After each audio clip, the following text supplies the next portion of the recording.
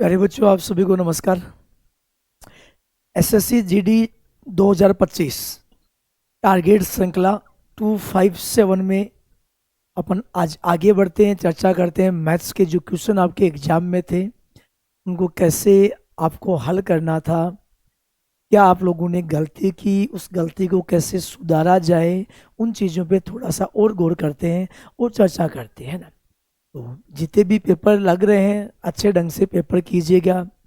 जहाँ पर भी जिस पार्ट में भी जो दिक्कत हुई है, आपने मिस्टेक किया है, उसको सुधारने की कोशिश कीजिएगा ना। रोज का अपने इम्प्रूवमेंट को बढ़ाइएगा कि डेली कुछ ना कुछ थोड़ा सा अपना इम्प्रूवमेंट बढ़ाते हैं। चलिए मेरे प्यारे बच्चों, डिस्कस करते हैं पहले क्वेश्चन के बारे में। क्वेश्चन दे रखा है पहला, 400 का 25%। 400 का 25% कितना हो गया? 100 हो गया। अरे भाई 400 का 25% 1/4 है। 400 का 25% कितना हो गया? 100 हो गया। क्वेश्चन बोल रहे हैं 510 का 40%। 510 का 40%, 40% 0 से 0, 51 गुणा 4, बोलो कितना हो जाएगा? 204 हो जाएगा। इसका मतलब 100 और 204। बोल रहे 204 से x% कम है। अब 100 इससे कम है, जी हाँ कम तो है।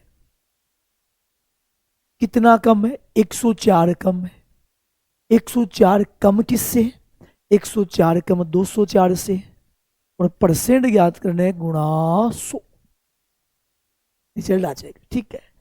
अब देखो लगभग 50% के समथिंग कम है, तो ये दो तो खत्म होगी। आई थिंक इन दो में से कोई एक आंसर है, तो ये लगभग 50% के जस्ट नजदीक ही होगा। ये 53% हो रहा है, ये 51% के आसपास हो रहा है। थोड़ी सी गणना से या गणना कर लीजिएगा मेरे प्यारे बच्चों। 4 का भाग गया मेरे प्यारे बच्चों, यहां 4 का भाग गया 26 बार। और यहां 4 का भाग कितनी बार गया? 51 बार। और 2600/51। क्यों? 51 गुणा 50। 51 गुणा 50, 2550 ही आएगा। तो लगभग भाई 51 का स्क्वायर 2601 होता है। 51 का स्क्वायर जो 2601 होता है, इसका मतलब डेफिनेट ये 50.98% हो गया। 51 का स्क्वायर 2601 होता है। मेरे प्यारे बच्चों, आगे क्वेश्चन दे रखा है, एक केक का 3/5 हिस्सा 45% लाभ पर बेचा गया। पहले 3/5 हिस्सा बेचा गया, उसके बाद बोल रहा है 1/3 हिस्सा बेचा गया 18% लाभ पर, और शेष 15% लाभ पर। देखो अब कोई छोटी सी मैं बात आपको बताऊं, गौर करना इस चीज को आप लोग। देखो ऐसी गणना को एग्जाम में कैसे आसान करना होता है। देखो इसके बट्टा में 5 है, इसके बट्टा में 3 है। एक ऐसी संख्या लीजिएगा जिसमें 5 और 3 का भाग पूरा पूरा जा रहा है। 5 का भी भाग पूरा जा रहा है और उसमें 3 का भाग भी पूरा पूरा जा रहा है। ठीक है। ऐसी कोई संख्या जिसमें 5 का भी भाग जा रहा है और 3 का भी भाग पूरा पूरा जा रहा है। ठीक है, ऐसी कोई संख्या अपने को देखनी है। 15 होता है। अपन ने मान लो कि केक की कीमत 15 रुपये, 1500 भी मान सकते हैं, 15 रुपये मान लो, है ना। अपन ने जो कीमत मानी है वो अपन ने कीमत मान ली 15 रुपया। 15 का 3/5 9 हो गया। 15 का 1/3 5 हो गया। और 9 और 5 14, शेष बच गया 1 बच गया। ठीक है। क्वेश्चन ये बोल रहा है 45% लाभ। 45% लाभ का मतलब 145/100 बेच देगा। 9 × 5 45, 9 × 4 36, 10, 9 या 13.05 में बेच देगा। इसको 18% लाभ 18% लाभ, बोलो 18% लाभ का मतलब 118/100, 590। 590 का मतलब 5.90। और बचे हुए को 15% लाभ। 15% लाभ का मतलब 115/100। 115/100 का मतलब है 1.15। क्या यहाँ बेच देगा केक को? बेचा कितने में? 5 और 5 10 का 0, 9 1 10 और 1 11 हो गया। 3 2 5 8 और 1 9 और 1 कितना हो गया? 10। 20.10 में बेचा है, 20.1 में बेचा है। केक का मूल्य कितना था 15, कितने का लाभ हो गया 5.1 का, बोल रहा है 272 रुपए का लाभ हुआ है।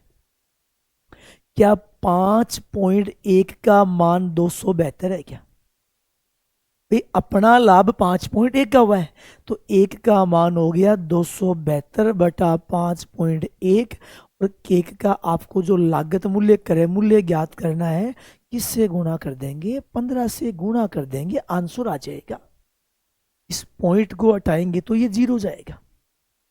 3 का भाग गया 50, 3 का भाग गया 17, 17 एकम 17, शेष बच गया 10, 6 बार 16 गुणा 5 80, 800 रुपए केक का मूल्य हो गया। करना है बड़ी आसान, बड़ी सिंपल, बहुत इजी वे में ज्ञात कर सकते हैं। मेरे प्यारे बच्चों, अगला क्वेश्चन दे रखा है एक दुकानदार एक दुकानदार अपनी विज्ञप्ति कीमत पर 20% की छूट,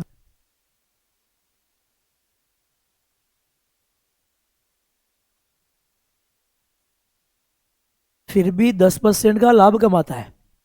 यदि वह वस्तु पर 56 रुपए का लाभ कमाता है, देखो 10 रुपये का लाभ कमा रहा है, लाभ कौन से मूल्य पर होता है?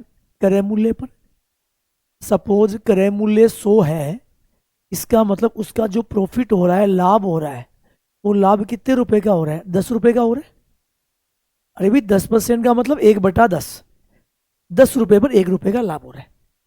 अब मेरे प्यारे बच्चों, अपने अनुसार 10 रुपए का लाभ तब आया जब क्रय मूल्य 100 माना। क्वेश्चन बोल रहा है लाभ 56 रुपए का हो रहा है, यानी 10 का मान 56 रुपया है।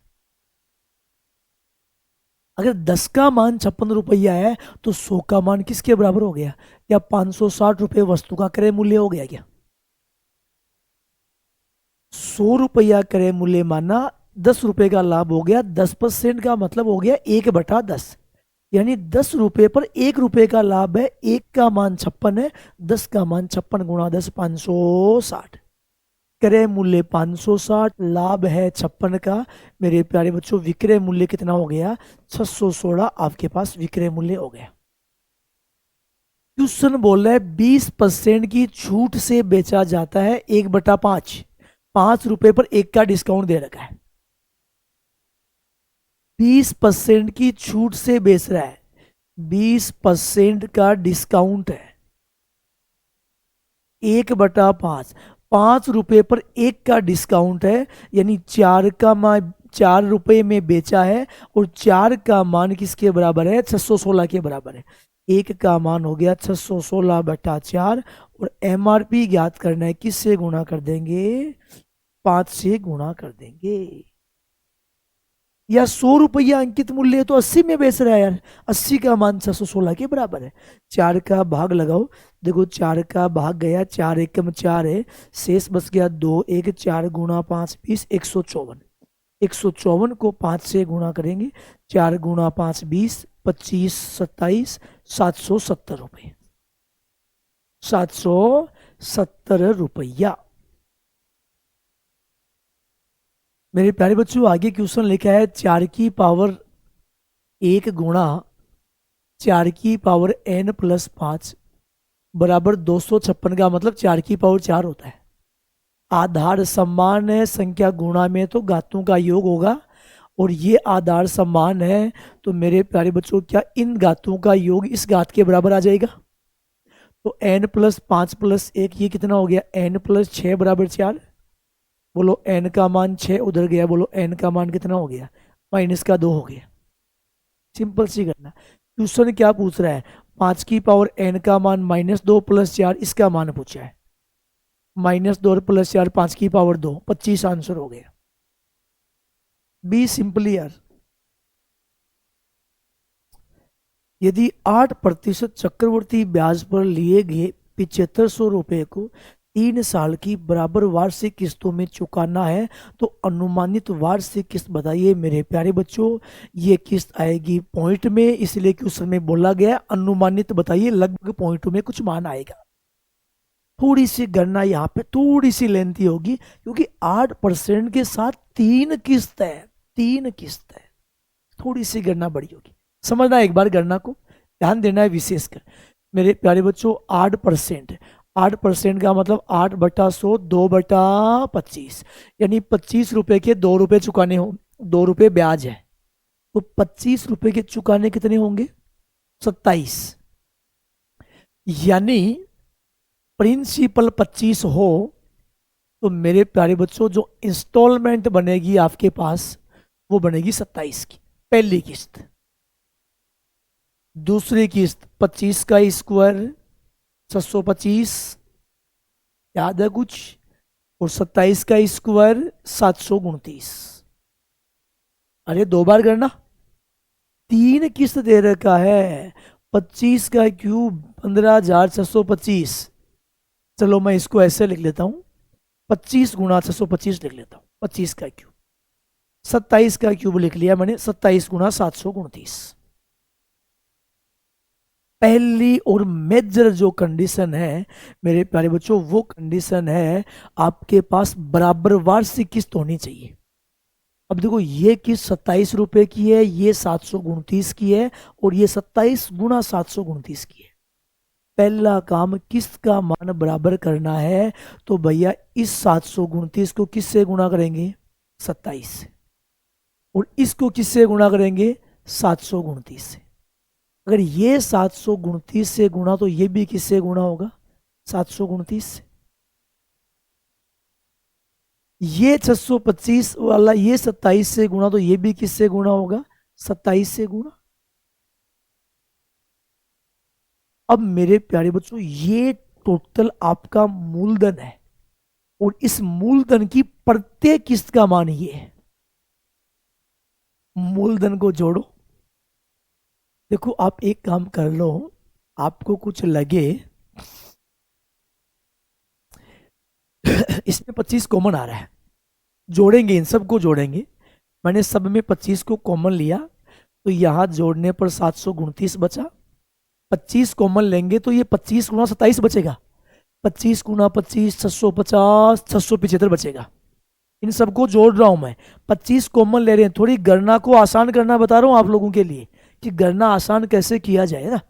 ये टोटल मूलधन है, और इसकी जो प्रत्येक किस्त है, इसकी जो प्रत्येक जो किस्त है, वो प्रत्येक किस्त कितने रुपए की है मेरे प्यारे बच्चों?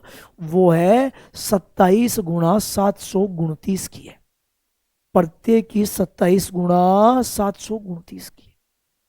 अब आप इसको जोड़ो। देखो मेरे प्यारे बच्चों अगर जोड़ेंगे तो ये आएगा 625 और 600, ये हो गया 600, 600, 1200, 1300, 1300 और 700, 2029। यानी मूलधन हो गया 25 × 2029। ये अपना मूलधन है।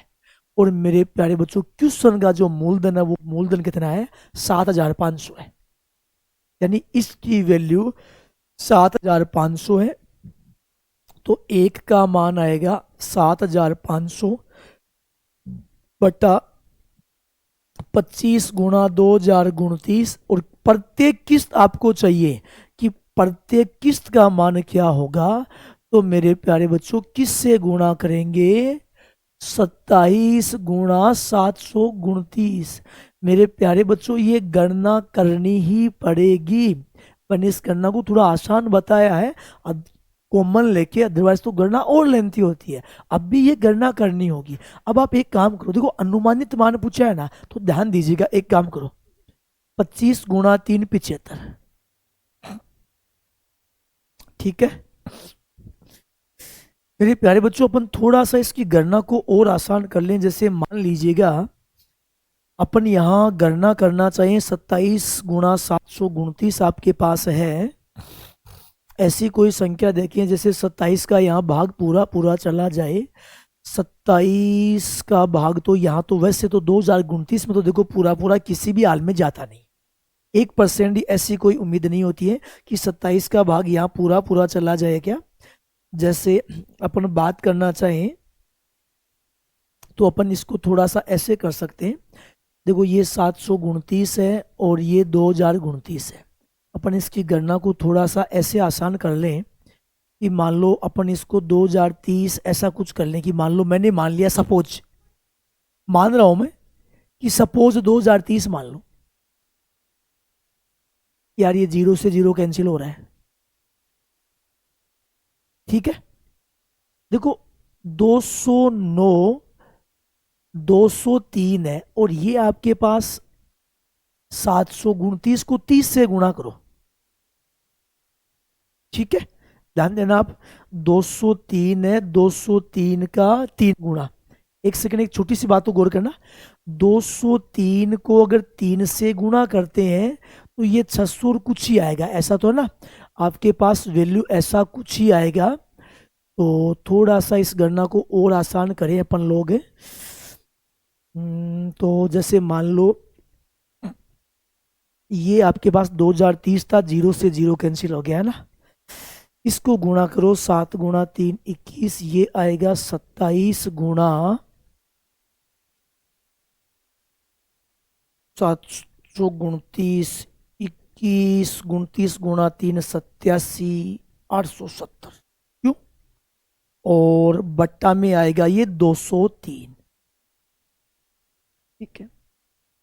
अपन ऐसा इसको बोल सकते हैं कि अगर 203 अपन ने मानना है तो 203 के जो आसपास की वैल्यू आएगी,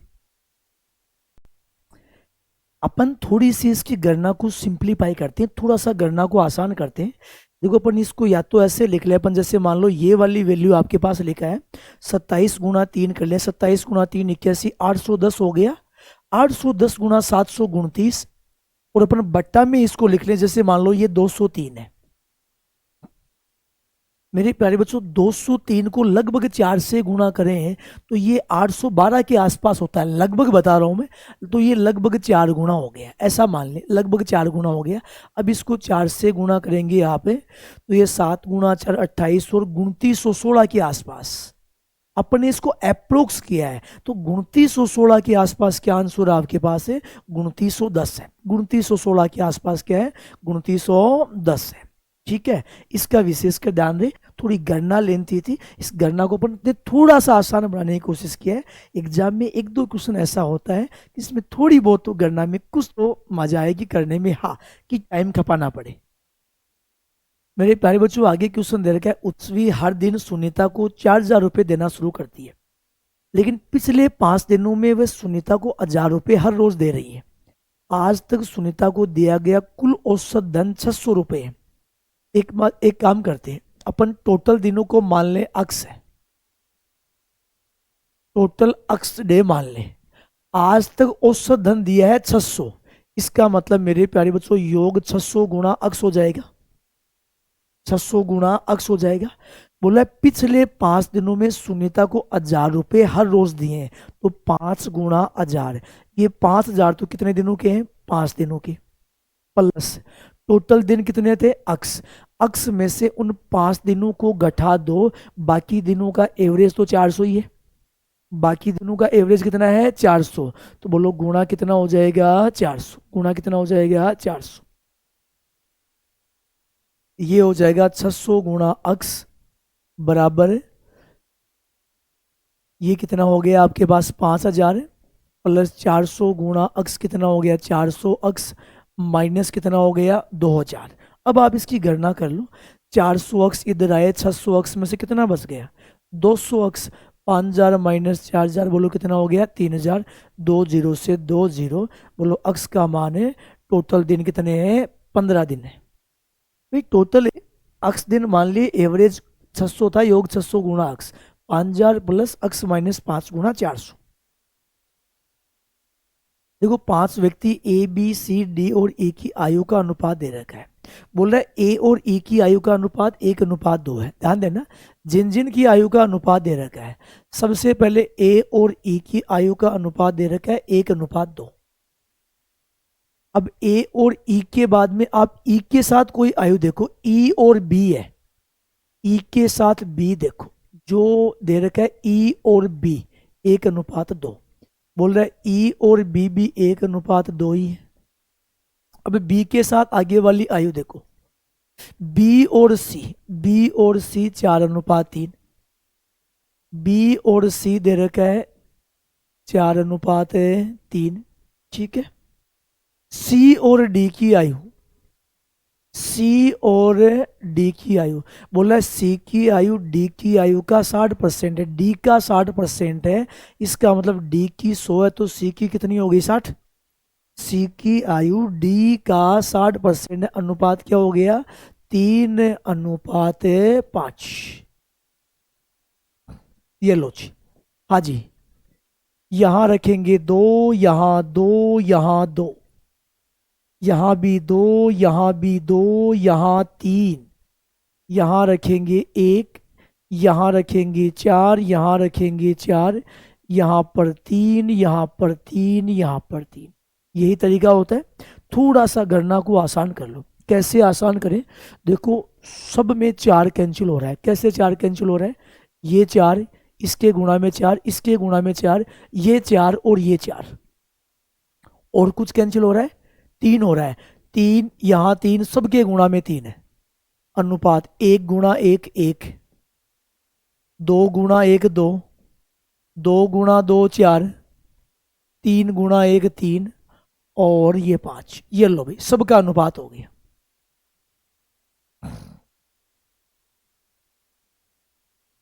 ठीक है, बोल रहा है सी और डी का योग 120 है, सी और डी का योग है 8, 8 का मान 120 वर्ष। अगर 8 का मान 120 वर्ष है तो 1 का मान कितना हो गया 15 वर्ष। क्वेश्चन बोला है सबसे कम आयु का इंसान 1 का ही है, 1 का मान 15 वर्ष आ चुका है। मेरे प्यारे बच्चों, आगे एक क्वेश्चन दे रखा है, एक्स वाई और जेड एक व्यवसाय में निवेश करते हैं, जिस समय अवधि के लिए वे निवेश करते हैं उसका अनुपात दे रखा है। समय का जो अनुपात दे रखा है वो क्या दे रखा है मेरे प्यारे बच्चों, 5:3:4 है। और व्यवसाय से प्राप्त जो लाभ है मेरे प्यारे बच्चों, उनका जो प्रॉफिट है, जो लाभ है, उसका अनुपात क्या दे रखा है 6:9:8 है। व्यवसाय का जो लाभ है 6:9:8 है। पूंजी का अनुपात, ये मान लो अक्स वाई और जेड की पूंजी यही है। अक्स की पूंजी अक्स, वाई की पूंजी वाई, जेड की पूंजी जेड। पूंजी लाभ और समय में संबंध, पहले की पूंजी गुणा पहले का समय, पूंजी अक्स गुणा समय 5 पहले का लाभ, बराबर दूसरे की पूंजी वाई गुणा दूसरे का समय 3 दूसरे का लाभ, तीसरे की पूंजी जेड गुणा तीसरे का समय 4 तीसरे का लाभ। पहले की पूंजी अक्स गुणा पहले की पूंजी गुणा पहले का समय पहले का लाभ, बराबर होता है दूसरे की पूंजी गुणा दूसरे का समय दूसरे का लाभ, बराबर होता है तीसरे की पूंजी गुणा तीसरे का समय तीसरे का लाभ। गणना को आसान कर लो, ये हो गया 3 और ये हो गया 2। आपको क्या ज्ञात करना है, अक्स अनुपात वाई अनुपात जेड। एक तरीका होता है अनुपात उल्टा होता है, संख्या बराबर में उल्टा होने का मतलब कितना होगा 6/5, 6 ऊपर जाएगा, कितना होगा 3/1 और 2/1। सबको 5 से गुणा कर दे, गुणा 5 गुणा 5 गुणा 5, ये कैंसिल हो गया। क्या अनुपात आ गया 6:15:10। देखो किस ऑप्शन में 6:15:10। दूसरा तरीका, नीचे वाली छुपा लो ऊपर वाली छुपा लो, एक तरीका और भी आपको बताया हुआ है। ठीक है प्यारे बच्चों, आगे वाला एक क्वेश्चन दे रखा है, एक से बड़ी किसी संख्या के लिए, एक से बड़ी किसी संख्या के लिए उस संख्या और उसके व्युत्क्रम का अंतर, व्युत्क्रम रिवर्स, रेसिप्रोकल, अपोजिट है ना, विपरीत, व्युत्क्रम का मतलब अपोजिट विपरीत है ना। बोला है संख्या और उसके व्युत्क्रम का जो अंतर है, उस संख्या और व्युत्क्रम के योग का 20% है। संख्या का वर्ग इसके घन के कितने प्रतिशत कम है, पॉइंट में आएगा, लगभग पूछा, ध्यान दो मेरे प्यारे बच्चों। मान लिया संख्या अक्स है, व्युत्क्रम हो गया 1/अक्स। सबसे बोलने वाला अंतर, संख्या और व्युत्क्रम का अंतर। बोल रहा है संख्या और व्युत्क्रम के योग, संख्या और व्युत्क्रम के योग, ये इसका 20% है। 20/100 1/5। संख्या उसका व्युत्क्रम का अंतर का मान संख्या और व्युत्क्रम के योग का 1/5 है। गणना कर लो छोटा सा, अक्स माइनस 1/अक्स, 1/5 को अक्स से गुणा किया, अक्स बटा 5 प्लस 1/5 अक्स। अक्स वाला पद एक तरफ कर लो, बटा वाला रर वाला, इसको ऊपर वाले को इधर ले जाओ। ये क्या बन गया, अक्स माइनस अक्स बटा 5, बट्टा वाला अक्स इधर ले आओ, 1/5 अक्स माइनस 1/अक्स प्लस हो गया इधर आके, इसके बट्टा में 1, लघुत्तम आएगा 5, ये होगा 1 का भाग गया 5, 5x माइनस अक्स, ये होगा 4x/5। इसके लघुत्तम कितना आएगा 5x, 5x का भाग कितनी बार गया, एक बार, ये हो गया 1, अक्स का भाग कितनी बार गया 5 बार, 5 और 1 6 हो गया। गणना करो, 5 से 5 कैंसिल, अक्स गुणा अक्स, 4x² बराबर 6, 4x² बराबर 6, अक्स स्क्वायर का मान 4/6, अक्स स्क्वायर का मान 3/2। पहला इसकी गणना करना है।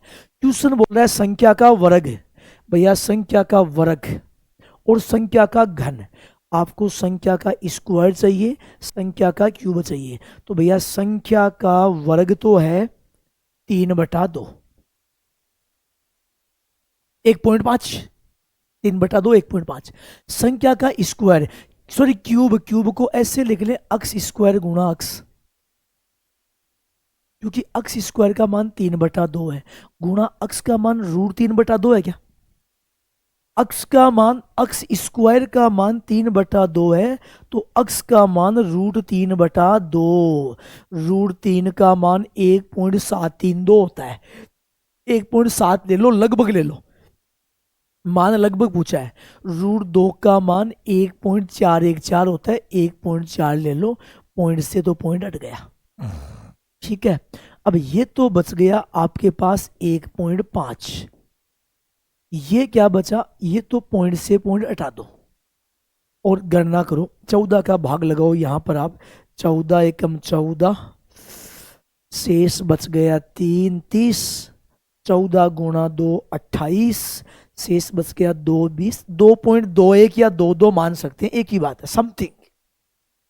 अब ये 1.5 है, इस 1.5 को यहां गुणा करो, 15 गुणा 2 30, 15 गुणा 2 30 और 3 33, 15 गुणा 1 15 और 3 18, 2 और 1 3 अंकों पे पॉइंट लगाओ, ये तो 1.50 है और ये 1.83 है। क्या ये इससे 0.33 कम है क्या, अरे 0.33 कम है, कम है मेरे प्यारे बच्चों, वो कम है आपके पास 0.33, 0.33 किससे कम है भाई, 1.83 से कम है, परसेंट ज्ञात करना है, गुणा 100, पॉइंट से पॉइंट कैंसिल हो गया, 3 का भाग गया 11 बार, 3 का भाग गया 61, 1100/61। मेरे प्यारे बच्चों 61 का डबल होता है 122, 1210, 20% से कम, जस्ट कम 20% से, लगभग 18% आपका आंसर आ जाएगा, लगभग 18% के आसपास आंसर आ जाएगा। अभी 61 का डबल हो गया 122, तो 1220 में 20 बार भाग जाता है, तो ये लगभग देखो 120 के आसपास कम है, 18 के आसपास आपका आंसर आ जाएगा। थोड़ा सा गणना का पार्ट था। क्वेश्चन बोल रखा है ए एक कार्य को 110 दिन में कर रहा है और बी 165 दिन में। मेरे प्यारे बच्चों ए 110 दिन में कर रहा है, बी 165 दिन में कर रहा है, लघुत्तम हो गया 330, 110 का भाग 3 बार, 165 का भाग 2 बार, 3 और 2 5। क्वेश्चन बोल रहा है एक साथ कार्य कितने समय में करेंगे, 330 में 5 का भाग लगाओ, 66 दिन आपका राइट आंसर है। आगे वाला क्वेश्चन दे रखा है 1 का स्क्वायर, 2 का स्क्वायर, 3 का स्क्वायर, 10 तक का स्क्वायर दे रखा है। आगे क्या दे रखा है, 3 का स्क्वायर, 6 का स्क्वायर, 9 का स्क्वायर। ध्यान देना एक सेकेंड, 3 का स्क्वायर सीधा इसको 9 से गुणा कर दो, अगर आपको आंसर पे जाना है ना तो 385 को 9 से गुणा कर दो, 9 गुणा 5 45, 9 गुणा 8 72 76, 27 27 और 7 34, है कहीं 3465? ऐसा क्यों किया? आपके पास ये वैल्यू चलता हुआ जा रहा है 30 के स्क्वायर तक। देखो इसका मतलब होता है 1 × 3 का स्क्वायर। आगे वाले का मतलब होता है 2 × 3 का स्क्वायर। आगे वाले का मतलब होता है 3 × 3 का स्क्वायर। आगे वाले का मतलब 10 × 3 का स्क्वायर। क्या 3 का स्क्वायर कॉमन आ जाएगा? क्या क्या बचेगा? 1 का स्क्वायर प्लस 2 का स्क्वायर प्लस 3 का स्क्वायर और लास्ट में क्या बचेगा? इसका मान दे रखा है आपके पास। सिंपल सी थ्योरी, इसलिए 9 से गुणा कर दिया। एक आदमी 22 सेकंड में 600 मीटर तय करना चाहता है। यदि वह 25 मीटर प्रति सेकंड की दर से आधी दूरी तय कर लेता है। 25 मीटर प्रति सेकंड की दर से आधी दूरी का मतलब 300 मीटर तय किया है। चाल है 25, 300/25 12 सेकंड में तय किया है। अब दूरी बच गई 300, 22 में से 12 सेकंड आगे कितने सेकंड बच गए? 10 सेकंड। 300/10 30 मीटर प्रति सेकंड क्या हो जाएगी? चाल हो जाएगी। एक ही स्टेशन से शुरू होने वाली दो ट्रेनें ए और बी एक ही दिशा में जा रही है। समान दिशा में चालों का अंतर होता है। यदि 800 मीटर लंबी ट्रेन ए ट्रेन बी में बैठे एक आदमी को 80 सेकंड में पार करती है। ट्रेन बी में बैठे आदमी को पार किया है, इसका मतलब ट्रेन ने खुद की लंबाई पार की है, लेकिन समान दिशा में चालों का अंतर है। अब ट्रेन ए ने पार किया है, इसका मतलब मेरे प्यारे बच्चों 800 मीटर आदमी को पार किया, 800/80। बोलो चाल कितनी आएगी? 10 मीटर प्रति सेकंड। ये किसकी चाल आएगी? ट्रेन ए माइनस ट्रेन बी की चालों का अंतर है। क्योंकि ट्रेन ए ने पार किया तो भैया एक ही चाल ज्यादा होगी, जाहिर सी बात है। बोल रहा है, अब आगे बोल रहा है और 750 मीटर लंबी ट्रेन बी 25 सेकंड में खंबे को पार करता है। अरे बी ने तो केवल खंबे को पार किया है। खंबे को पार करने का मतलब खुद की दूरी तय की है 750, 25 सेकंड में तय किया है। बोलो चाल कितनी हो गई है? 30 मीटर प्रति सेकंड। ये कौन सी की चाल होगी? बी की चाल हो गई। अब बी की जगह 30 रखेंगे, माइनस का 30 उधर चला गया, एक का मान 10 और 30 कितना हो गया? 40 मीटर प्रति सेकंड। 40 मीटर प्रति सेकंड आपका आंसर आ जाएगा। ठीक है, चलिए मेरे प्यारे बच्चों नेक्स्ट क्वेश्चन की तरफ मूव करते हैं अपन लोग। हाँ जी, आगे आपके सामने क्वेश्चन दे रखा है। क्वेश्चन की लैंग्वेज को गौर करना थोड़ा सा कि क्या गणना दिया हुआ है और कैसे आपको इसको फॉलो करना है।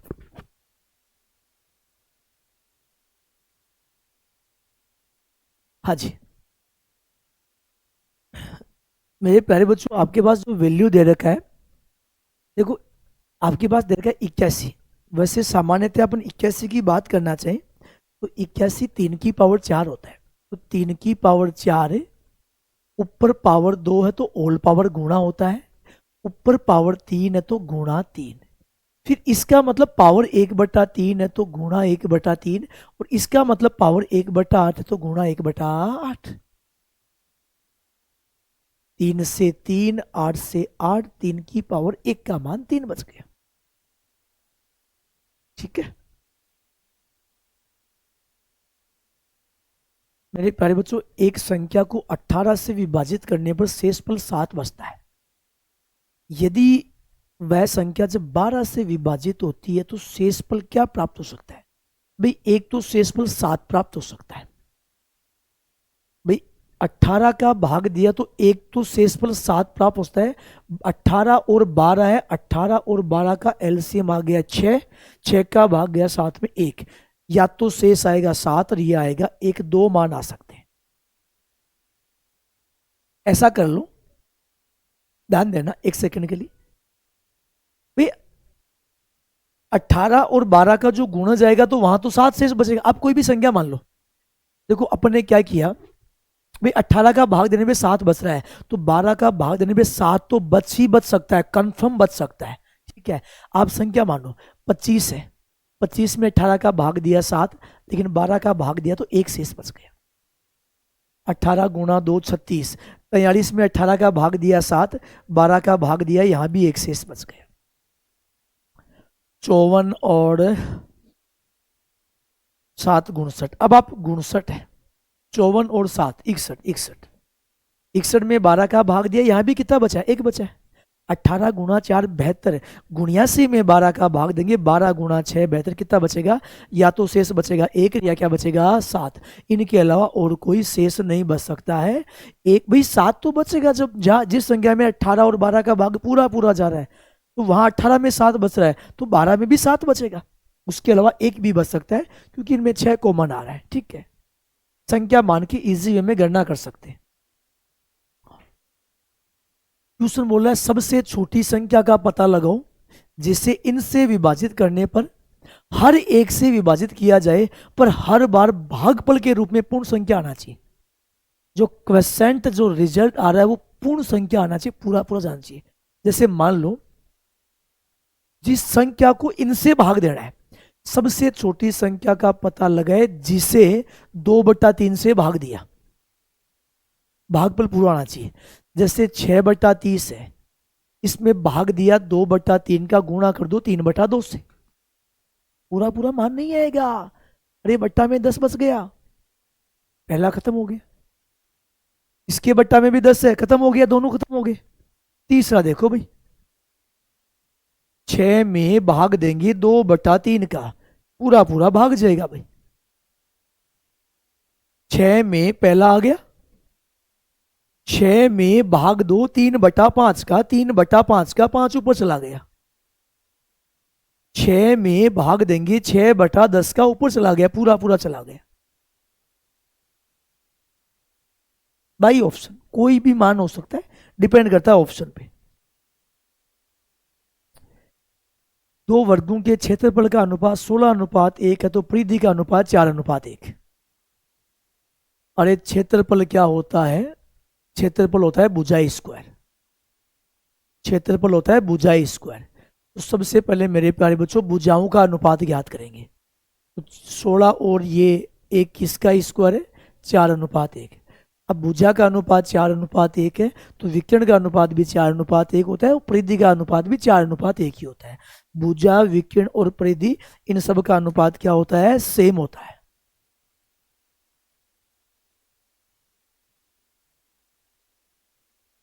बोला इनमें से सबसे छोटा कौन सा है? देखो सबका परसेंटेज ज्ञात करना है, सबसे छोटा पूछा गया है। तो मेरे प्यारे बच्चों देखो सिंपल सी करना है, 625 का 12%, 12 से गुणा करके बटा 100 करेंगे। 25 का भाग पूरा पूरा 4 बार चला गया, 25 का भाग 25 बार चला गया, तो भैया ये तो आ गया 75 आ गया भाई। 72 का 10%, ये तो इससे तो बड़ा है, इसको तो हटा दो, क्योंकि 10% 7.2 79.2 आएगा, तो इसका मतलब इससे छोटा तो ये आ रहा है 75 आ रहा है। समझ बात को? सबसे कम मान पूछा है, सबसे कम मान कौन सा होगा? ठीक है, और आई थिंक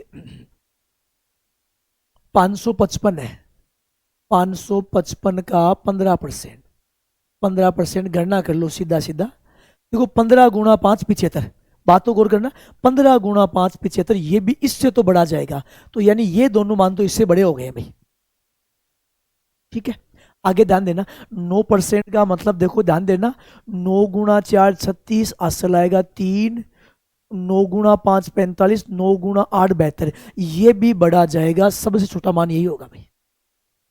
गणना कर लो सीधा सा भाई, इसको ज्ञात किया 75 आया, 10% का मतलब 7 जोड़ेंगे 79, 15 गुणा 5 75 से ऊपर आ रहा है, 9 गुणा 8 72 में असल 4 जुड़ेगी 76। सिंपली गणना कर लो। एक दुकानदार 300 रुपए में कुछ सामान खरीदता है, लागत मूल्य का, अगर खर्च उसके लागत मूल्य का 20% है, ये एक्स्ट्रा खर्चा आ रहा है, लागत मूल्य का 20%, 300 का 20% 1/5, 60 रुपए का खर्चा और हो गया। सीपी का मान है 300, जो प्रॉफिट होगा वो प्रॉफिट किस पर होगा? 360 पर होगा। बोल रहे 30% का लाभ कमाना है, 3/10, 3/10, 30% का लाभ कमाना है, 360 पर 3/10, 10 वाले को 13 में बेच देंगे, 30% लाभ 130/100। 13 गुणा 6 78, एक में ही है 8, बाकी पढ़ो ही ना। 13 गुणा 3 39 और 7 46। ए एक काम को 50 दिन में कर सकता है, बी उसी काम को 40 दिन में कर सकता है। देखो ए तो काम को कर रहा है 50 दिन में, बी काम को कर रहा है 40 दिन में। 50 और 40 का लघुत्तम 200, 50 का भाग 4, 40 का भाग 5। ए के द्वारा काम प्रारंभ करने के 20 दिन बाद बी आया। भैया ए ने 20 दिन काम कर लिया, 4 गुणा 20, 4 गुणा 20 कितना काम कर लिया? 80 काम कर चुका है 20 दिन में। 200 में से 80 काम कर चुका है, शेष काम कितना बच गया? 120। उसके बाद कौन आया? बी शामिल हो गया। क्या 120 काम मेरे प्यारे बच्चों ए और बी दोनों करेंगे क्या? 120 में 9 का भाग 2, 40/3, 13 सही 1/3 दिन यहाँ लगेंगे, तो 13 दिन यहाँ थे, 20 दिन यहाँ थे, 13 और 20 कितना हो गया? 33 सही 1/3 दिन आपका आंसर आ जाएगा। ठीक है, बाकी मेरे प्यारे बच्चों नेक्स्ट श्रृंखला में अपन चर्चा करेंगे। Thank you.